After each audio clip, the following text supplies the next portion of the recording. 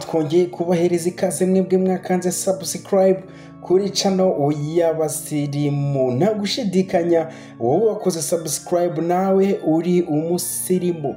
Uyu munsi tugiye kurebera hamwe ku mirongo y'imbere ku rugamba mu gihugu cya Repubulika Iharanira Demokarasi ya Kongo uko byaba bimeze kuri iki gitondo cya tariki 24 ukwezi kwa gatatu 2025. Umugaba mukuru wa FARDC rero mu butumwa bwo kugenzura ingabo za Repubulika Iharanira Demokarasi ya Kongo uko zaba zimerewe ikisangani.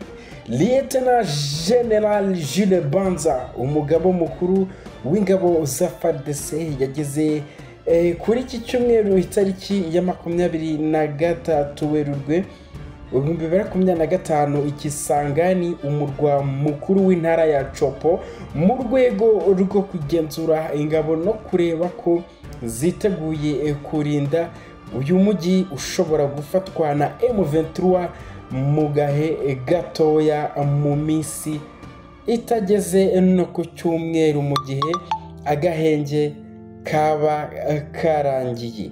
Ageze ku kibuga cy'indege mpuzamahanga cya Kisangani rero yakiriwe na Lieutenant General Pacifique Masunzu ndetse n'abayobozi ba gisivile n'abasirikare baho. Uru ruzinduko ruri mu ruzinduko ruzenguruka igihugu rugamije gusuzuma gahunda z'umutekano ndetse n'imikorere y'imitwe ya gisirikare yoherejwe mu gihugu hose, cyane cyane mu karere ka gatatu k'ubwirinzi. Mu ruzinduko rero rwe Lieutenant General Jules Banza arateganya gusura ahantu henshi h'ingenzi hakoreshwa n'igisirikare mu karere, ndetse intego nyamukuru y'ubu butumwa ni ugusuzuma uko ingabo za Repubulika Iharanira Demokarasi ya Kongo ziteguye kumenya ibibazo zishobora kuba zifite n'ibikoresho cyangwa imikorere,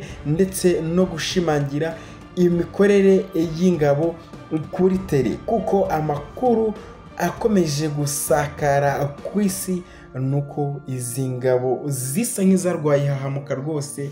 Iyo bumva izina M23 mu matwi yabo ntabwo bibagwa amahoro, bahitamo guta urugamba bakigendera bagasiga ndetse n'ibikoresho akenshi bivugwa ko baba bananiwe kubikoresha. M23 yabifata rero ikabiprofita ikabibakubitisha.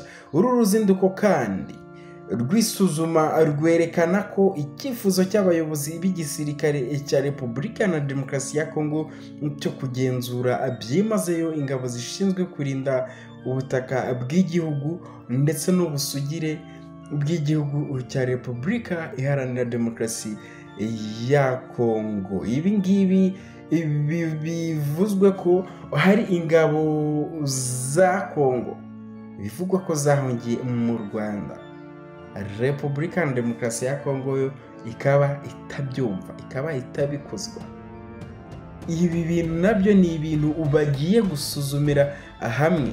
Uyu Masunzu wari wazanywe Bukavu agakubitwa agatembagazwa akagezwa Uvira, nabo Uvira kumva ko M23 iri hafi agahunga agahita ajya Kisangani. Ese ntabwo baba bafite ubwoba ko Lieutenant General Pacifique Masunzu ndetse n'abayobozi b'igisirikare cy'Ikisangani nabo baba bari gushaka inzira ahubwo yabahungisha? Aba bagabo basa nk'abarwaye yahamuka rya M23 rwose, sinzi aho bishya bishira, ariko ntabwo bamerewe neza.